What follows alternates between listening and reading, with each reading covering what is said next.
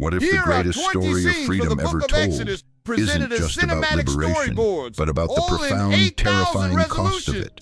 What if the hero of that story was filled with more doubt and fear than any of us could imagine? Tonight, we journey back in time, not just to recount a famous tale, but to live inside it, to feel the sting of the whip, to see the burning of a bush that is not consumed, and to stand at the edge of a sea that parts before a power that defies all of creation. We will walk through an epic that shaped the very bedrock of Western civilization, and I promise you, by the end of our journey, you will see this ancient narrative in a light you never expected. The final moments of our hero's life hold a secret, a poignant truth that is often overlooked. Before we dive into this epic saga, do me a favor. Let me know in the comments where you're listening from and what time it is for you. I love seeing how far our stories travel across the globe. Now settle in and let us begin. 430 years. It is a span of time so vast it can swallow generations whole, erasing the memory of freedom until only the grim reality of servitude remains. For the children of Israel, Egypt, once a sanctuary, had become a prison of monumental scale. The land of Goshen, granted to their ancestors in a time of famine and goodwill, now echoed with the guttural groans of a people enslaved. The air, thick with the dust of brickyards and the sweat of ceaseless labor, carried the sharp crack of the taskmaster's whip, a sound that punctuated their days and haunted their nights. Under the searing African sun, Hebrew men, their backs scarred and their spirits weary, toiled to build the magnificent treasure cities for a pharaoh who saw them not as people, but as a resource to be exploited. A potential threat to be ground into submission. The brutal irony was that their suffering only made them stronger, more numerous. Fear and regret on his Pharaoh had risen to the throne, a man for whom the name Joseph, the Hebrew patriarch who had once saved Egypt, was but a footnote in a forgotten history. This king looked upon the burgeoning Israelite population not with the gratitude of his predecessors, but with a cold, calculating fear. Behold, he declared to his court, his voice laced with paranoia, the people of the children of Israel are more and mightier than we. If a war should break out, they might join our enemies, fight against us, and escape from the land. Fear, the most potent of political tools, became the justification for tyranny. The edicts grew harsher, the labor more grueling. The descendants of Abraham, Isaac, and Jacob, the bearers of a divine promise, were now nothing more than chattel, their lives measured in the number of bricks they could produce. Yet the more they were oppressed, the more they multiplied. The more they were crushed, the more they spread. Pharaoh's fear metastasized into a ghastly, genocidal rage. He summoned the Hebrew midwives Shiphrah and Puah and gave them a chilling command. When you attend to the Hebrew women and see them on the birth stool, if it is a son, you shall kill him. But if it is a daughter, she shall live. But the midwives feared God more than Pharaoh, and they let the boys live. Enraged by this defiance, Pharaoh issued a new public decree, a monstrous command that turned the sacred Nile River into a graveyard. Every son that is born to the Hebrews, he thundered, you shall cast into the river. Terror descended upon every Israelite home. The joyous cry of a newborn son became a death sentence. But in the midst of this state-sanctioned slaughter, in a humble home belonging to the tribe of Levi, a child was born. He was a beautiful child, and his mother, Jochebed, looked at his perfect form and knew she could not surrender him to the river's dark currents. Her heart screamed a defiant no against the king's decree. I cannot let them kill him, she whispered to her husband Amram, her voice trembling but resolute. I must hide him, even if it costs me my own life. For 3 desperate months, she concealed the infant.